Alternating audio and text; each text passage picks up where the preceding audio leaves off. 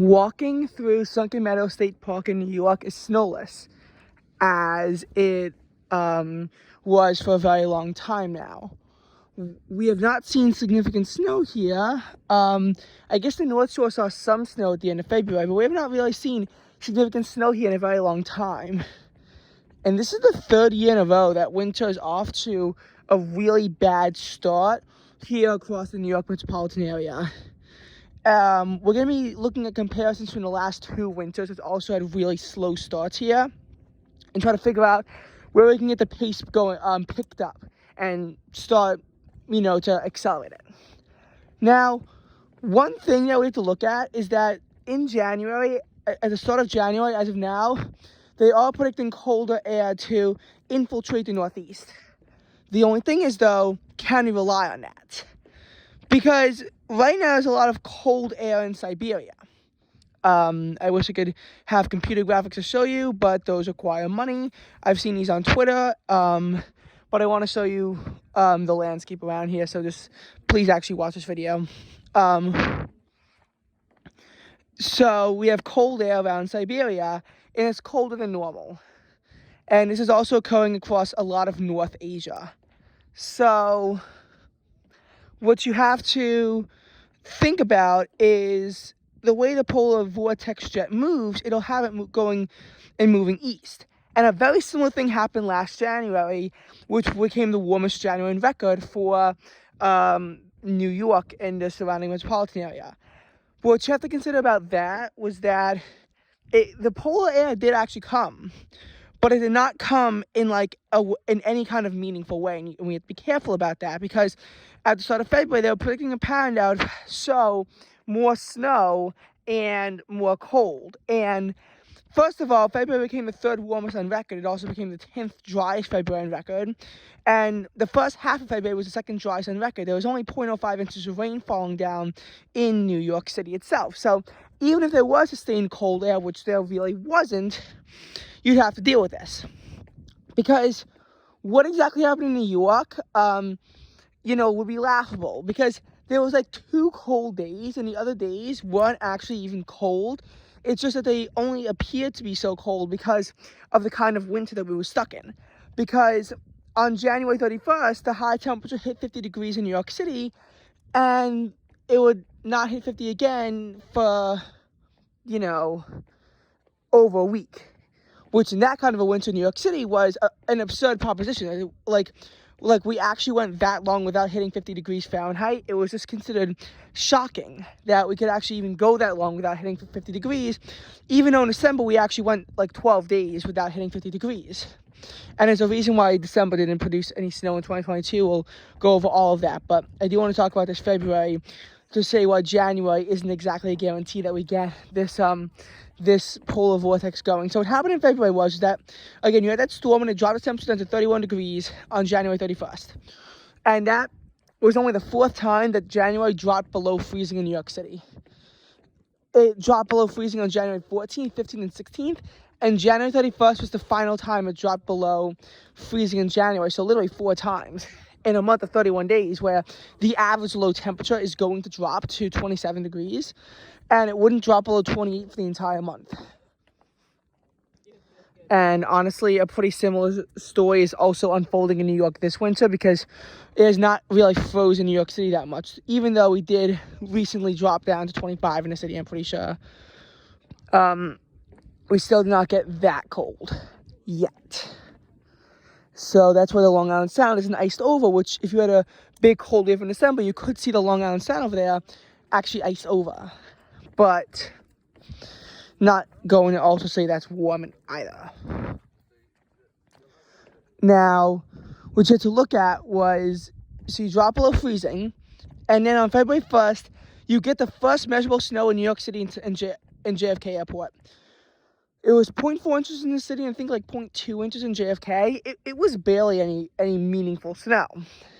But it was enough to end, the latest in-season snow drought, because before then, you had to,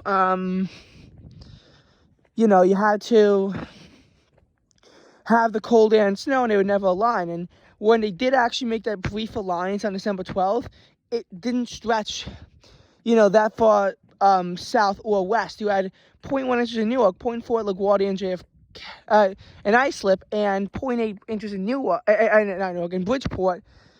And now you were just kind of looking at a scenario where the snow didn't actually make it to Bridgeport, and in cities like Philadelphia, DC, Baltimore, it would actually be the only snow of the winter. And by the way, this is the wildlife that we have in Sunken Meadow State Park. But what you have to look at is how that seemingly could have been the start of the polar vortex. Because you had snow, the temperature dropped to 26, and the high rose to 38. All of a sudden, it seemed like there was, to some degree, a sense of winter in New York City, but the snow would melt very quickly. The next day would have a low of 29 and a high of 40, although most of the suburbs would be colder. And that's where February 3rd comes into play. The high was 35, because that's what it was at midnight from the previous day of cooling. And the temperature early in the morning was still in the upper 20s. So at first it seemed like nothing was going wrong, but strong North Arctic winds were howling down, plunging the wind chills, and the temperature would continue to drop violently. It would reach 11 degrees by midnight, and it was 3 degrees when we woke up the next morning in New York City on February 4th. That wasn't the record low. There were record lows at JFK at 6 degrees, Newark and LaGuardia at 5 degrees, and Bridgeport bottomed out at negative 4 degrees Fahrenheit. So it got very, very cold. The only problem is, though, is remember I told you how dry this period was? And there was at first predicted to be a significant winter storm to end this, then a significant ice storm. But in reality, because the Arctic air was very shallow, even though it was definitely historical while it lasted, by February 5th, it had already pulled out. The temperature rose to 27 degrees on February 4th by midnight. That would serve as a low temperature on February 5th, and in New York City would rise up to 49 degrees. Cities like Boston, which got hit by temperatures of negative 10 degrees, they were already 50 degrees by the 5th of February. So, again, they made a dramatic comeback. Honestly, the 49 degrees in New York City and the mid-40s felt here on the island almost felt chilly in comparison, despite actually being weather you could go outside and take a walk. I remember I took a walk on that day, and I saw a pond frozen over from it being not only sub-freezing for 48 hours, but also, extremely cold, historically cold. Honestly, that sound could have iced over in that time, but it wouldn't last. Now, I will say there was another shot of some more cold coming in on February 7th, but then it wouldn't drop to the freezing mark again until February 17th. And during that stretch, you hit 70 degrees, and that's where it really began to become obvious that we weren't getting serious snow. February 25th seemed promising, but only Bridgeport picked up snow at 0.3 inches. We then got the big winter storm on February 27th and 28th, or at least in comparison to 2023. This is why 2023 is the least snowy winter on record in New York City and Bridgeport. And 2023 is also going to come the least snowy calendar year for New York City, because there's no snow predicted in the near future. All we saw was 1.8 inches in the city. There was 1.5 inches at JFK and 1.7 inches at Newark. So Central Park wasn't even the least the least missed out place. 2.7 inches at LaGuardia and Islip, and 3.8 inches of snow in Bridgeport. So a somewhat impactful winter storm, but again, not really causing that many problems. And March would be very non-snowy. There would be 0.1 inches of snow in New York City in March, and probably 0.2 or so at JFK. I think it was actually maybe more like 0.4 inches of snow. 0.6 at LaGuardia. There was barely anything at Newark, maybe 0.6. There actually was 1.6 inches of snow in Islip, because in nor'easter that happened to completely screw New York City. You saw Choice in Central Park, 0.1 at JFK and LaGuardia, and 0.4 in Newark actually managed to drop 1.2 inches of snow in Islip, because they were able to just have that bigger snow rates. And considering that it appeared likely that a blizzard could have struck the area 25 inches and brought the season up to near average, it was a complete flop. But it being officially traced in the city was still a surprise. I thought that we could at least squeak out enough to not be at least snowy winter on record, and I was wrong. And after that, nothing even close came after that. I mean, we saw twice where the temperature dropped below freezing at the very least. Oh, there is ice over here. Again, it has been kind of cold recently, so not totally surprised to see this ice coming. But again, this is all stuff that you have to analyze. And yes, this ice is also relatively thin. Sigh. But,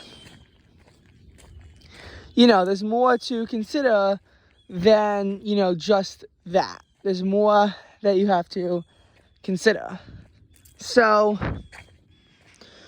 I talked about how you had that cross-polar vortex. Now I do want to compare 2021 and 2022's, you know, December, and how they had a bad start to the winter.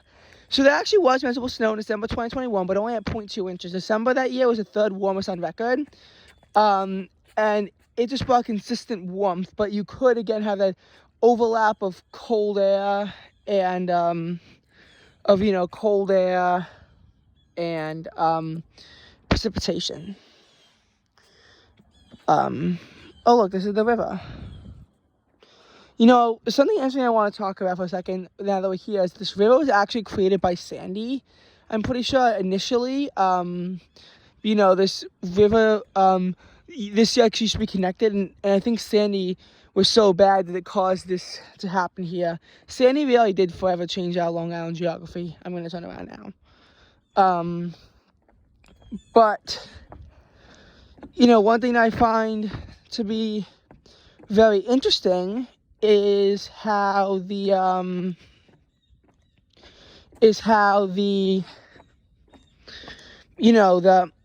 Decembers were very similar, but how they went different directions. So, again, December 2021, it was also a very dry month. It was one of our driest Decembers on record, and it was very warm. So a month that only has 1.4 inches of rain, and which also can only produce, and it was also the temperature that's like 4 degrees above average for the entire month. Again, not surprising, it's going to produce so little snow. But calendar flip, pattern changed immediately in January. By January 8th, you had a sub-freezing high temperature, which actually this year happened earlier. But you had like between 6 and 10 inches of snow in New York City on January 7th. After getting screwed out on January 3rd when snow struck further south. And yes, this is a Long Island Greenbelt Trail that I was just on. But,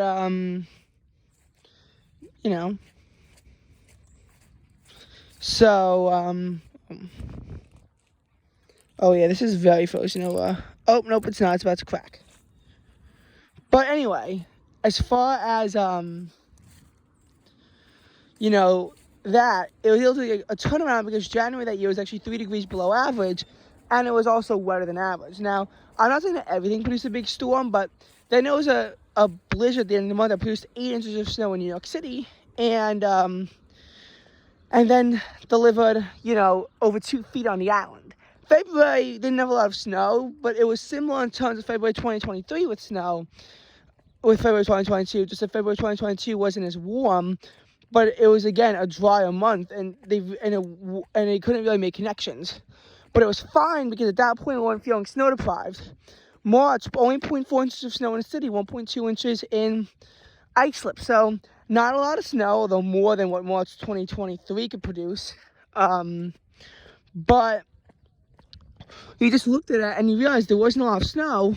And at the end, the winter was kind of a flop, but a good enough January. It was a below average winter, but it was fine. It was fine.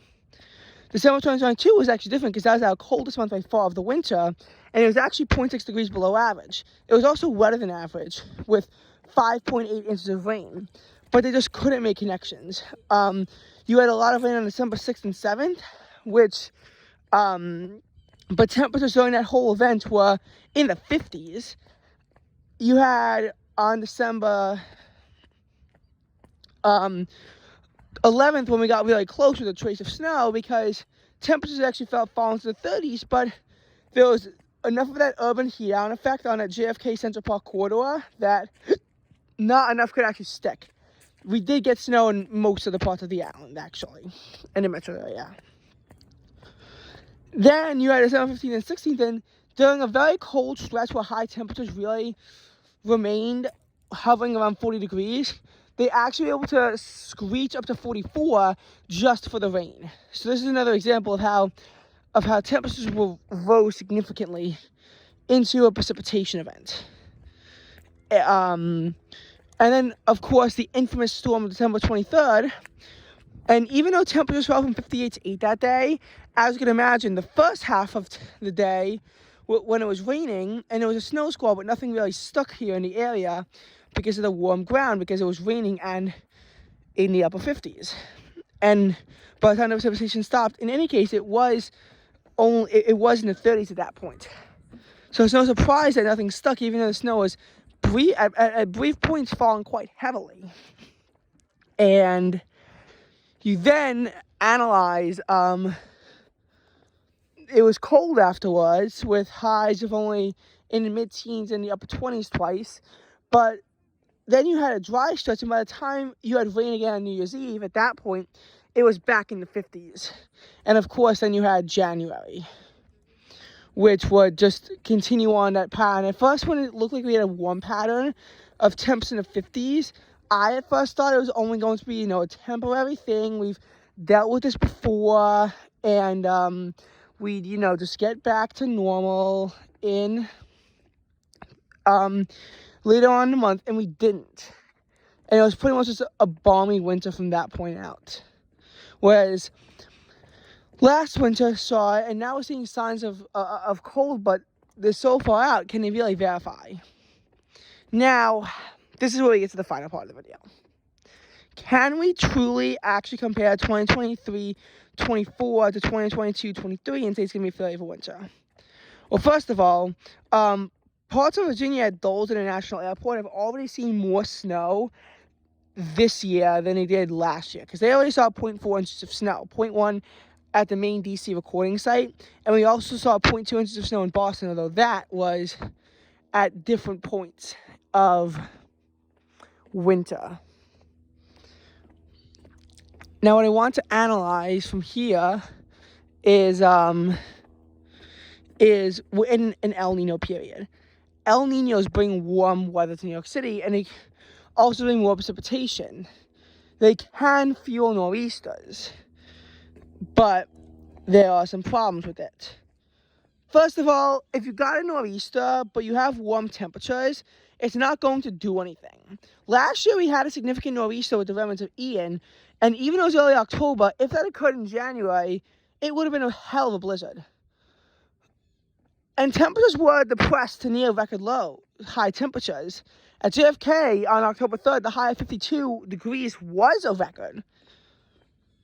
And it was also like 16 degrees below average. If you have that kind of weather in winter, that's going to be about a 23-degree high temperature. That's going to give you a big winter storm. But it's impossible for it to snow here in early October. If Nicole had, instead of tracking into the interior of the country, which actually inflated temperatures across up to 70 degrees, even in places like Burlington, then, you would have had some more idea. You would have had, could have had a winter storm that attracted the east, because by mid-November you can have snow. But in that case, the snow, again, just did not materialize.